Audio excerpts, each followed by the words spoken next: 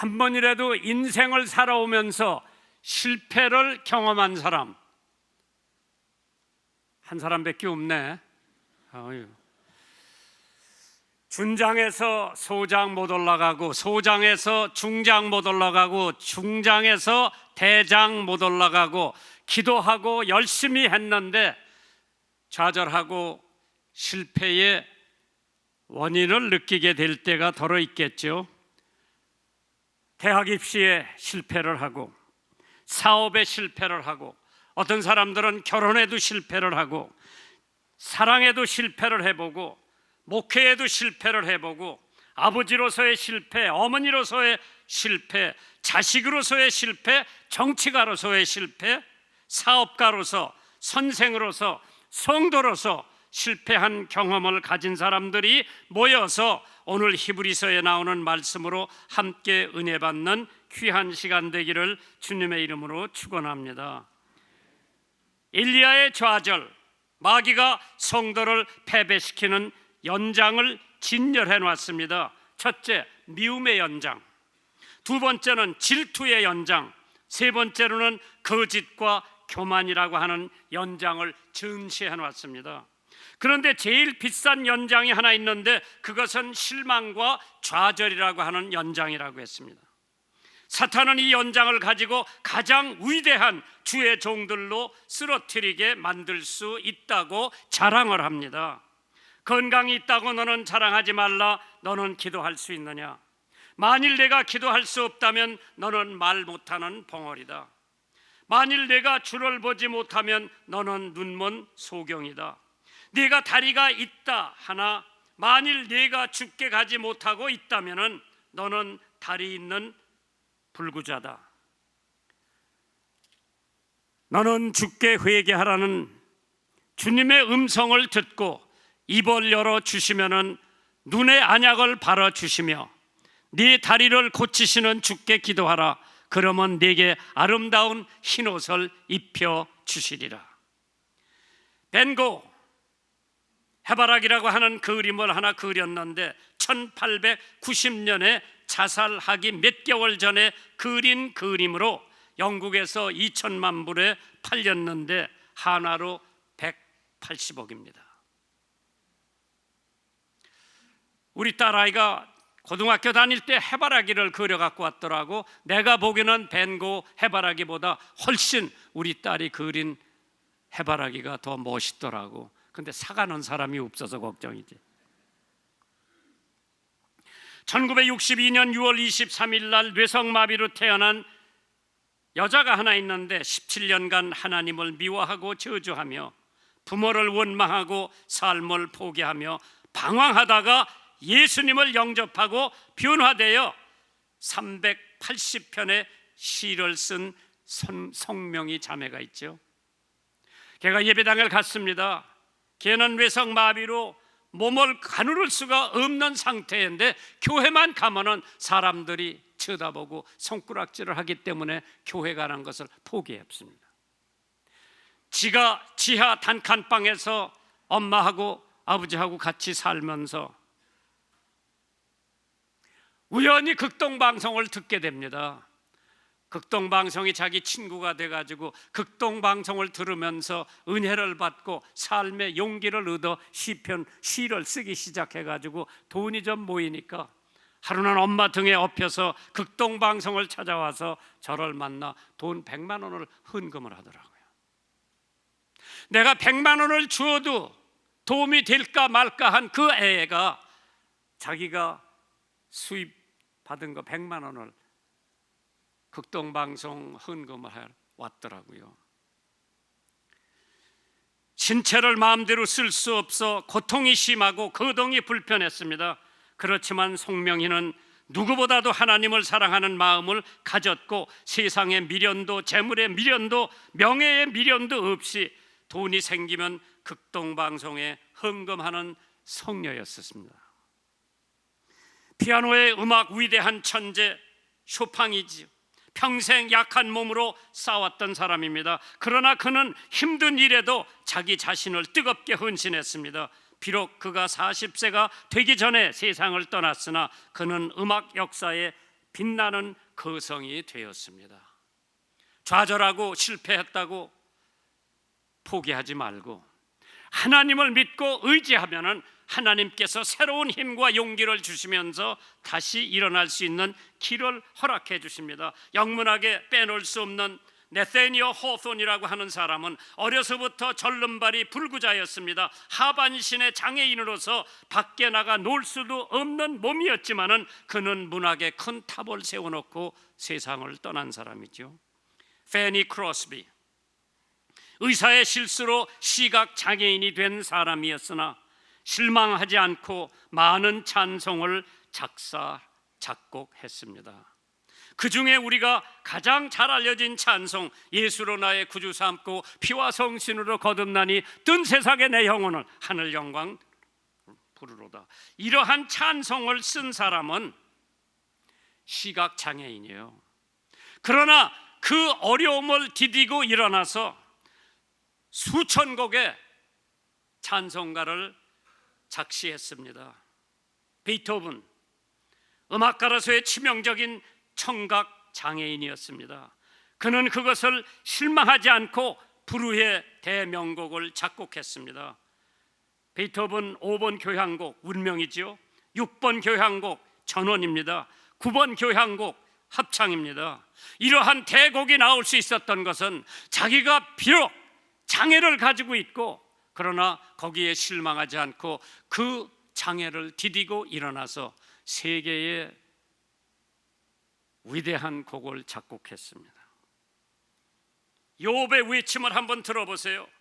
볼지어다 하나님께 징계받은 자에게는 복이 있나니 그런 정도에는 전능자 경책을 없인내기지 말지니라. 하나님은 아프게 하시다가 싸매시며 상하게 하시다가 그 손으로 고치시나니 6가지 환난에서 너를 구원하시며 7가지 환난이라도 그 재앙이 내게 미치지 못하게 하시느니라. 잠언 24장 16절에 대저 의인은 7번 넘어질지라도 다시 일어나려니와 악인은 재앙으로 인하여 엎드려진다고 했습니다. 누가 말하기를 성공의 비결은 마음속에 그림을 그리고 기도하라, 현실화하라, 그러면 반드시 성공한다고 했습니다. 슈바이서, 한 우물을 팔아 물이 날 때까지 도중에 하차하지 말고 실망하지 말고 실패했다고 좌절하지 말고 우리 믿는 성도들은 그것을 디디고 일어나서 더 위대한 일, 더 위대한 작품, 더 위대한 사건을 만들어 주시기를 주님의 이름으로 축원합니다. 찰스 스퍼전, 사람이 기도하지 않고 크게 되면 그 크게 된 것 때문에 망한다고 했습니다. 빌립보서 4장 12절에 내가 비천에 처할 줄도 알고 풍부에 처할 줄도 알아 모든 일에 배부르며 배고픔과 풍부와 궁핍에도 1절의 비결을 배웠노라. 내게 능력 주시는 자 안에서 내가 모든 것을 할 수 있느니라. 이러한 말씀이 성경에 기록되어 있는데 실패했다고 좌절하지 말고 포기하지 말고 일어서세요. 실패를 면하려면 첫째로 친절하라고 그랬죠. Don't be unfriendly. 잠언 18장 24절에 많은 친구를 얻은 자는 해를 당하게 되거니와 어떤 친구는 형제보다 친밀하다고 그랬습니다. 오늘 본문에 있는 히브리서 12장 14절에 모든 사람이 사람으로 더불어 평화하라, 화평하라, 함과 거룩함을 쫓으라. 이것이 없는 이는 아무도 주를 보지 못하느니라. 미국의 대백화점 왕이라고 존 와나메이커라고 하는 사람이 있죠. 어느 날 하루 상점을 돌아다니다가 순회를 하다가 어느 부인이 장갑을 사려고 하는데 사원이 그 장갑하는 아가씨가 별로 친절한 것 같지 않아서 와나메이커가 그 부인을 보고 안녕하세요, 어떤 장갑이 필요하신지요 하고 친절히 말을 건넵니다. 그 여자가 어떤 장갑이 좋을까요? 물어봤습니다. 그 존 와나메이커가 부인같이 고상하고 교양미가 넘치시는 분은 역시 엷은 회색 장갑이야만 가장 어울릴 것 같습니다. 이것이 어떻습니까? 그리고 회색 장갑을 내밀었어. 부인은 평상시에 자기가 고상하고 교양미가 있다고 생각했는데 이 점잖은 신사도 그것을 이해하는구나. 장갑을 보지 않고 넋을 잃은 듯이 그 남자를 쳐다봅니다. 그러고 그 장갑을 사요. 와나메이커는 흰색 장갑을 내놓으면서 부인같이 사교가 높으신 분은 자주 파티에 나가시니 그런 때는 예의상 흰 장갑이 어울릴 것 같습니다. 흰 장갑도 산 거예요. 와나메이커가 이 사람이 흰 장갑을 산 다음에 재빨리 항상 흰 장갑만 끼면 속이 더러워지니 이 남색 장갑을 운전하실 때에 끼시면 어떨까요? 아, 그것도 좋은 생각이시네요 하고 남색 장갑도 샀습니다. 넋을 잃은 그 부인은 당신은 점원 같지가 않은데 장사 솜씨가 대단합니다 얘기를 하니까 명함 한 장을 꺼내줬어요. 부인은 놀랬습니다. 그리고 영광으로 생각했지만은 놀란 토끼처럼 지켜보고 있던 점원은 말문이 막혔습니다. 손님이 간 다음에 와나메이커 사장은 그 점원에게 손님에게 존경과 친절로 대할 것, 그리고 최선을 다해 도와드릴 것, 물건을 파는 데는 신경을 쓰지 말고 손님에게 봉사하는 데 신경을 쓰고 물건을 사든 안 사든 2번 감사라고 하는 말을 간곡히 하라고 타일르고 떠났습니다. 친절 하나 때문에 장갑 3켤레를 파는 거예요. 잠언 15장 4절에 올량한 혀는 곧 생명나무라도 패려한 혀는 마음을 상하게 하느니라. 친절, 돈 안 들어요. 나 같은 가난한 가정에서 태어난 소년이 미군 부대 하우스보이로 있으면서 어떻게 미국 유학을 갑니까? 내가 가만히 생각해 보니까 내가 군인들 말 잘 들었고 정직했고 싹싹했고 내가 가지고 있는 재산은 그거밖에 없었어. 그러니까 미군들이 다 좋아하는 거예요. 또 빨래를 갖다가 피난민 아줌마들 철조망 바깥에서 받아갈 때도 이렇게 보면서 싱글싱글 웃는 아줌마 택해서 빨래 맡기면은 잘해 갖고 오더라고. 그런데 거기 웃지도 않고 심술궂은 아줌마한테는 내가 절대 빨래를 안 줘요. 친절한 하나님의 사랑을 연상시킵니다. 친절한 말 한마디는 왕관보다 낫다고 했습니다. 말 한마디가 천냥빚을 갚는다고 하지요. 잠언 19장 17절에 가난한 자를 불쌍히 여기는 것은 여호와께 꾸이는 것이니 그 선행을 갚아 주시리라. 약한 자로 약하다고 탈취하지 말며 곤고한 자를 성문에서 압제하지 말라고 잠언 22장 22절에 말씀을 주십니다. 친절은 삶의 용기와 분위기를 만든다고 그랬습니다. 대단치 않은 방문객이라도 미소로 친절히 하라고 했습니다. 미국 속담에 죽은 후보다 생전에 친절한 말 한마디가 낫다고 그랬습니다. 우리나라 부모나 조상이 돌아간 다음에 제삿날 상다리가 부러질 정도로 음식을 차려놓고 절을 한다고 해도 그 돌아가신 분이 그거 개의치 않습니다. 그러나 살아계실 때 오렌지 주스라도 한 통 사갖고 가서 드리는 것이 훨씬 돌아가신 다음에 상다리가 부러질 정도로 음식 차려놓고 곡하는 것보다는 살아생전에 말 한마디라도 따뜻하게 해드리고 주스 한 병이라도 갖다 드리는 정성, 그 친절. 셰익스피어가 뭐라고 행복하니 여자는 친절한 마음을 가진 이에게는 물불을 가리지 않는다고 했습니다. 순경에 있을 때는 인심 좋고 친절하면 역경에 빠졌을 때도 구원의 손길을 발견하기 쉽다고 했습니다.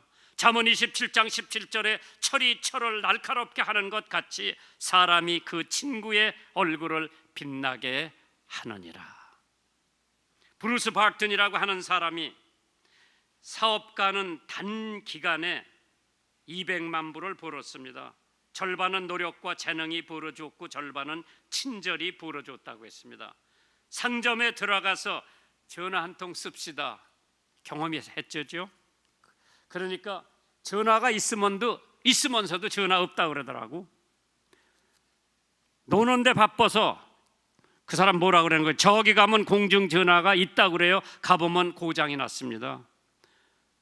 오는 전화 때문에 전화를 못 빌려드린다고 하는 사람 있죠. 그런데 어떤 상점에 가니까 어서 쓰십시오.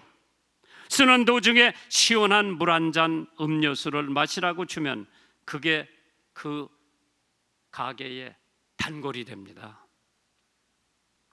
전도하는 사람은 친절해야 되고, 교인에게 친절해야 되고, 가게 주인에게 친절해야 되고, 공무원의 친절.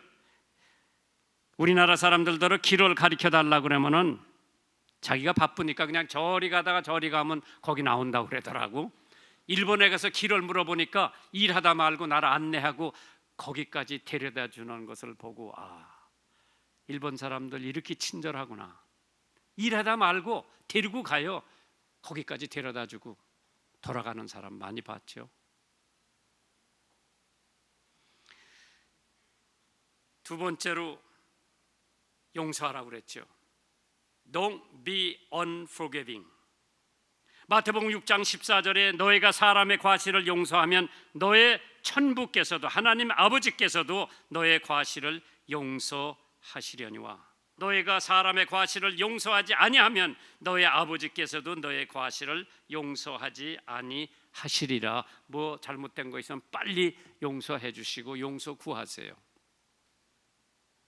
에베소서 4장 32절에 서로 인자하게 하며 불쌍히 여기며 서로 용서하기를 하나님이 그리스도 안에서 너희를 용서하심과 같이 하라고 했습니다. 용서해야 마음이 편합니다. 용서받아야 마음이 편합니다. 노하기를 더디하는 것이 사람의 슬기요 허물을 용서하는 것이 자기의 영광이라고 했습니다. 왕의 아들 삼형제가 있었는데 이제 왕위를 물려줄 때가 되어서 왕의 아들 삼형제에게 숙제를 내줬습니다. 3개월 동안 다니면서 좋은 일을 하고 오라고 그랬어요. 3개월 동안 다니고 와서 큰아들이 황금 주머니를 맡았는데 며칠 후 주인이 불에 타 죽었습니다. 그 황금 주머니는 제가 가질 수도 있었는데 제가 죽은 주인의 가족을 찾아서 그 황금 주머니를 주었습니다. 왕은 네 행동은 착한 일이지만은 인간으로서 당연히 할 일을 네가 했구나. 그렇지, 내미 물건 주인이 죽더라도 가랑 가까운 친척 찾아줘야죠. 두 번째 아들이 와서 물에 빠져 죽은 아이를 건져 살려주었습니다 하니까 왕은 착한 일을 했지만 인간으로서 할 수 있는 일을 네가 했다. 셋째 아들이 와서 답이 없습니다. 왕은 왜 말이 없느냐? 아들이 한 가지 있긴 있는데 별로 장한 일이 못 되어 아버님께 말씀드리기가 송구스럽습니다 하니까 왕은 말해봐. 아들은 제가 길 가다가 저의 평생의 원수가 술에 취해 자고 있는 것을 보았는데 몸을 조금만 움직이면 낭떠러지기로 떨어지게 되어 있는데 그러면 산산조각이나 죽을 텐데 그놈을 깨워서 업어다 집에 내려다 주고 왔습니다. 왕은 세상에 제일 어려운 일을 네가 했구나 하고 왕위를 셋째 아들에게 주었다고 합니다. 나의 원수, 나를 욕하는 사람, 나를 해코자 하는 사람 용서해 주는 것처럼 어려운 일이 없습니다. 충성하십시오. Don't be unfaithful. 히브리서 12장 16절에 한 그릇의 식물을 위하여 장자의 명분을 판 에서와 같이 망령된 자가 있을까 두려워하노라. 예수 한 번 믿으면 끝까지 믿어야지 왜 도중하차해? 요한계시록 2장 10절에 네가 죽도록 충성하라. 그리하면 내가 생명의 면류관을 네게 주리라. 나는 예수 따라가는 십자가 군사라. 주 이름 증거하기를 왜 주저하리요? 다른 군사 피 흘리며 나가 싸울 때 나 혼자 편히 앉아서 바라만 보리요. 다른 사람 어찌든지 나 주님의 용사들이 나는 주의 군사 되어 충성을 맹세하여 내가 승리하기까지 주 은혜로 싸우리. 주의 용사된 나에게 주의 일 맡기소서. 부산에 살고 있는 어느 부잣집이 있었는데 개 한 마리를 키웠대요. 굉장히 영리한 개가 있었습니다. 주인 아주머니는 그 개를 어떻게 훈련시킨 거 하니 바구니를 입에다 물리고 고기 한 근값을 거기다 넣어주고 정육점에 가서 고기 사오라고 심부름 하면은 곧잘 가서 사온대요, 고기를. 그 후에 그 집이 서울로 이사를 가게 됩니다. 근데 서울 이사 간 집에 근처에도 푸주간이 있어서 거기 가서 고기 사오면 되는데 하루는 이 강아지한테, 이 개한테 바구니를 물려주고 고깃값을 넣고 고기 사오라고 그랬는데 30분이 지나도 안 와? 1시간이 지나도 안 와? 야, 이상하다. 서울에는 개 도둑놈이 많다더니 우리 개를 누가 도둑 가져갔나 보다. 그래가지고 그냥 기다리고 있었는데 한 3, 4일 지난 다음에 이 아주머니가 푸주간에 고기 사러 갔어요. 그런데 자기 개가 바구니를 물고 고기를 사가지고 와서 주인 앞에 딱 나타나는데 안아보니까 쓰러지는 거예요. 고기는 다 썩었어요. 어디까지 간 거 하니 부산까지 간 거예요. 이게 개 한 마리가 부모님의 심부름을 위해서 옛날에 하던 대로 부산 푸주간에 가서 고기 사갖고 오다가 지치고 지칠 때 주인 앞에 와서 쓰러져 죽더랍니다. 마땅히 사람이 우리에게 그리스도의 일꾼이요 하나님의 비밀을 맡은 자로 여길지어다. 그리고 맡은 자들에게는 충성이라고 그랬어요. 충성된 사자는 그를 보낸 이에게 마치 추수하는 날에 얼음 냉수 같아서 능히 주인의 마음을 시원하게 하느니라. 충성하세요. 나라에도 충성하고 하나님에게도 충성하고 나가는 교회도 충성하고 가정에도 충성하고 직장에도 충성하는 여러분들 되시기를 주님의 이름으로 축원합니다.